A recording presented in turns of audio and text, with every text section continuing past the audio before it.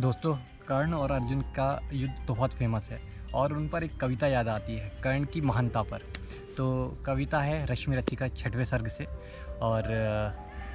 एक प्रसंग है वो बीच बीच में मैं आपको बताते चलूँगा। कविता कुछ यूँ लिखी है दिनकर जी ने कि चल रहा महाभारत का रण, जल रहा धरित्री का सुहाग, फटकुरु क्षेत्र में खेल रही नर के भीतर की कुटिल आग, बाजी गजों की लोथों में गिर रहे मनुज के छिन्न अंग, बह रहा चतुष्पद और द्विपद का रुधिर मिश्रो एक संग, गत्तर गहरी सुधर भूधर पल्ली रक्त रंजित शरीर, थे जूझ रहे कौनते कर्ण क्षण क्षण करते गर्जन गंभीर,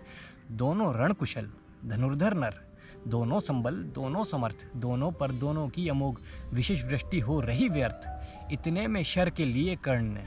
जो देखा अपना निशंक, तर्कस से फूकार उठा कोई प्रचंड विषधर भुजंग। कि जैसे ही कर्ण ने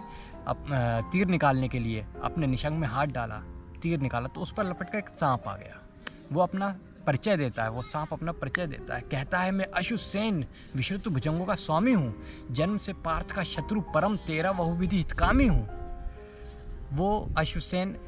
वो है जब लाक्षागृह में आग लगाई गई थी और पांडव वहाँ से निकल रहे थे तो एक सरपणी दरवाजे पर आ गई थी। वो गर्भवती थी और अर्जुन ने अपने तीर से उठा के उसको जैसे ही आग में फेंका उसको प्रसव हो गया। तो एक सपोला उसका वहीं गिर गया और ये सपोला जब बड़ा हो गया तो उसके अंदर इच्छा आई कि मैं अर्जुन से बदला लूँगा अपनी माँ के मरने का। तो वो बीच युद्ध में आ गया और अर्जुन से बदला लेने की चाहत में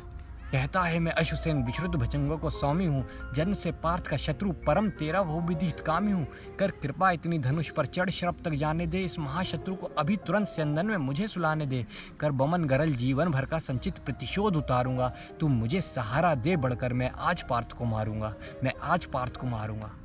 अब कर्ण की महानता देखिए। राधे जरा हंसकर बोला, रे कुटिल बात क्या कहता है, जय का समस्त साधन नर की अपनी बाहों में रहता है, उस पर भी मैं सर्पों से मिलकर मनुज से युद्ध करूं, जीवन भर जो निष्ठा पाली उससे आचरण विरुद्ध करूं, तेरी सहायता से तो जय मैं अनायास पा जाऊंगा, लेकिन आने वाली मानवता को मैं क्या मुख दिखलाऊंगा, संसार कहेगा जीवन का सब सुख कर्ण ने शार किया, प्रतिभट के बद के लिए नीच ने सहाय सर्पों का लिया। अरे अश्वसेन, तेरे अनेक वंशज छिपे हैं नरों में भी, सीमित वन में ही नहीं बहुत बसते ग्राम पुरी घरों में भी, ये नरभुजंग मानवता का पथ कठिन बहुत कर देते हैं, प्रतिभट के बद के लिए नीच ही सहाय सर्पों का लेते हैं। Thank you.